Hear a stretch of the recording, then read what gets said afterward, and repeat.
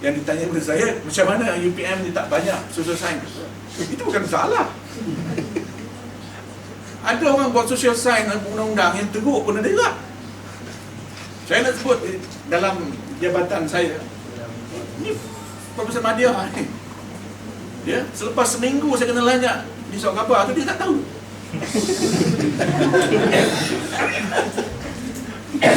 Jadi sahabat saya pun lebih tahu daripada dia. Jadi ada satu seminar tentang seminar, ada seorang kawan saya beritahu, dia kata Sianu tak tahu, dia kata kenapa peluang situ. Bagi sahabat saya lebih, mungkin dia ada koleksi kerajaan akhbar bagi. Yang kawan saya ni yang satu jabatan, satu universiti di Gombak, dia tak tahu. Ini macam cerita Ashabul Kahfi tu. Jadi pada saya semua orang itu memang sepatutnya terlibat. Dan saya dengan sahabat saya cukup kagum lah. Sebab saya dari segi pahaman mazhab saya suka natural science ni. Dan sebab undang-undang pun sebenarnya kalau undang-undang yang betul, dia mengikut itu. Sebab itu undang-undang yang menangkap orang masuk dalam jail itu tak betul, sebab itu undang-undang yang natural. Natural maksudnya mengikut tabi'i, kan? Jadi kalau masuk ke tempat yang tak betul itu menyalahi tabi'i itu, menyalahi fitrah, bukan? Ya. Jadi kalau tangkap orang tanpa bagi peluang dia bercakap, itu menyalahi fitrah. Tutup mulut orang dia bercakap, itu menyalahi fitrah juga. Jadi maknanya dari segi hakikat kebenaran itu, ilmu apa pun dia sama. Orientasi untuk menyerlahkan kebenaran, ya, untuk menyedari ataupun untuk menghilap ciri kemanusiaan kita, ya, untuk menyerlahkan fitrah kita. Itu di sini ke di barat ke sama juga. Jadi itu kebenaran. Jadi saya nak sebutkan bahawa kebebasan akademik itu satu yang ideal, ya, berkait dengan soal autonomi universiti.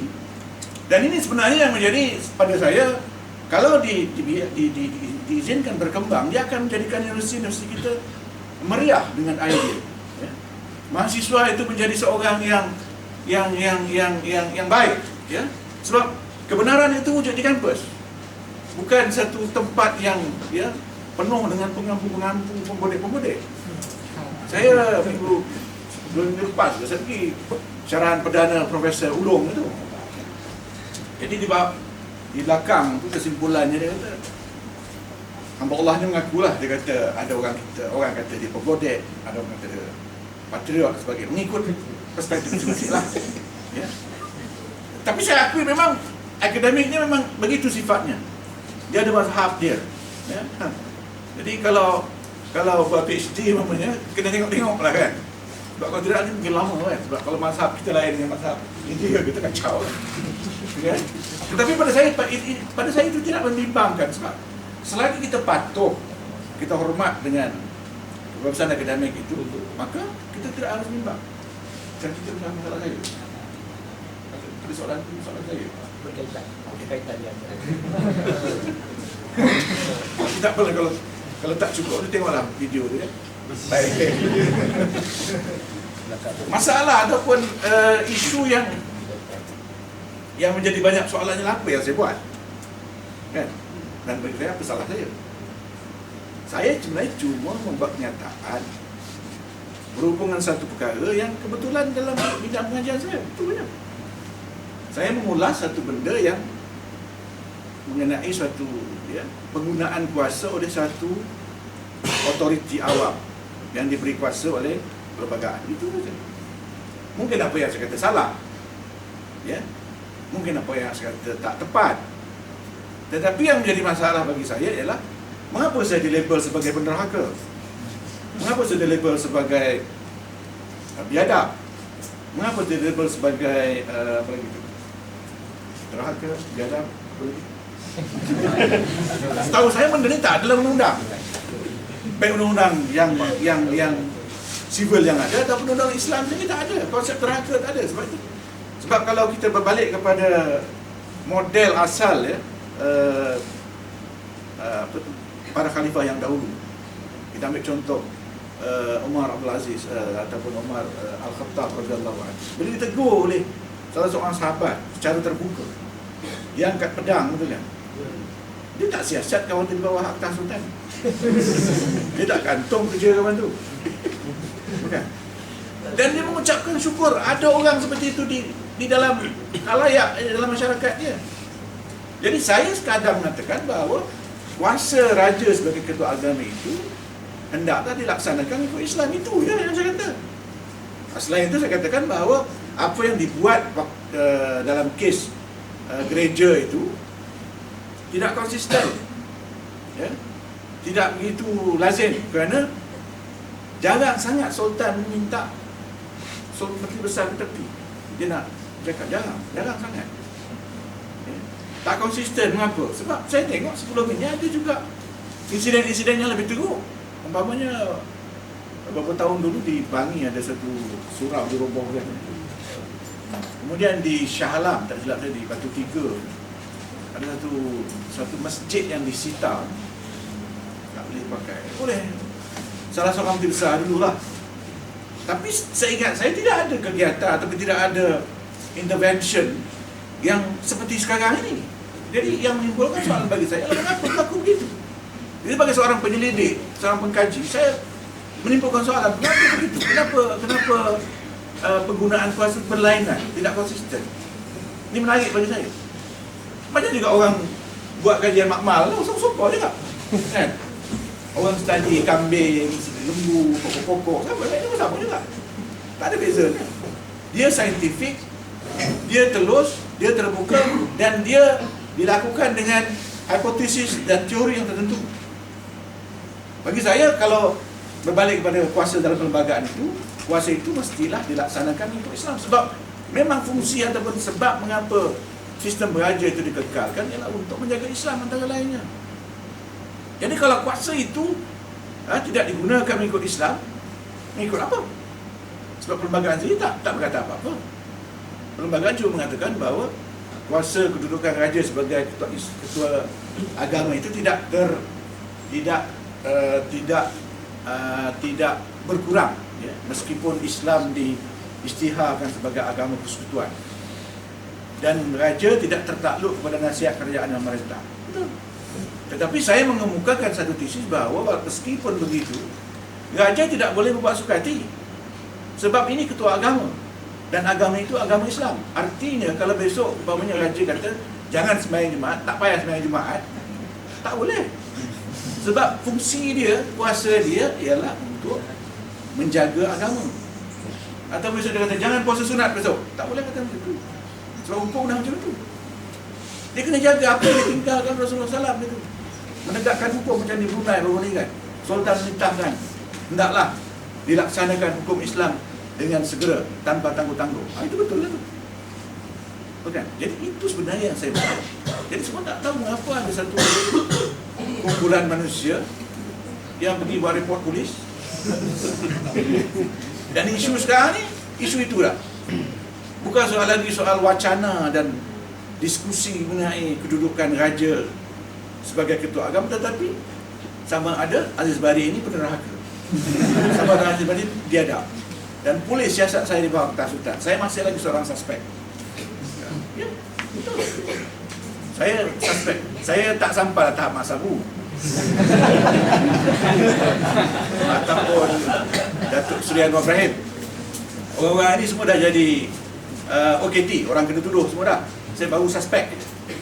Tak tahu polis akan tuduh atau tidak, ya. Dan ketika digantung, saya pun tak faham kenapa, ya, sebab ada orang kata overkill.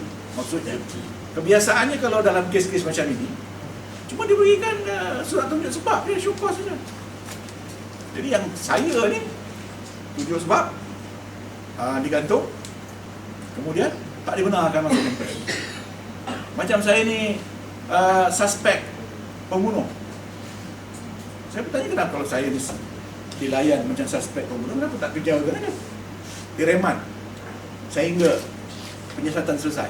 Biasa macam tu. Kalau ada orang disyakim dari pembunuh, masuk dalam seminggu ke, 2 minggu ke, kan, untuk mendapatkan bukti sebagainya. Jadi saya tak tahu kenapa. Komputer saya dirampas oleh pihak polis. Kemudian Suruhanjaya Multimedia pun datang menyiasat saya. Waktu pejabat saya, dia datang ambil gambar, cari bukti sebagainya. Kemudian tak cukup tu, datang ke rumah pula. Sampai bilik tidur pun dia ambil gambar juga. Saya pun tak tahu. Kesalahan ataupun masalah saya ialah saya buat kenyataan. Apa kena-mena dengan komputer dan bilik tidur saya? Ya? Jadi apa yang berlaku ni saya melihat sudah memalukan universiti itu utamanya dan universiti lain umumnya. Ya? Adalah kawan-kawan satuan akademik yang menyokong buat kenyataan, termasuk di luar negara beberapa buah. Ya, cukup ramai. Tetapi di Malaysia ada persatuan yang tak mau ambil tahu. Persatuan akademik, kaki tangan akademik di sebuah universiti di utara sana tu. Di utara banyak universiti, masa satu je. Jangan nampak yang tu je. Saya kata saya nak tahu, dia kata apa? Dia kata dia tak faham ataupun tak kena dengan dia tadi. Presiden tu susah pun kata begitu. Ya.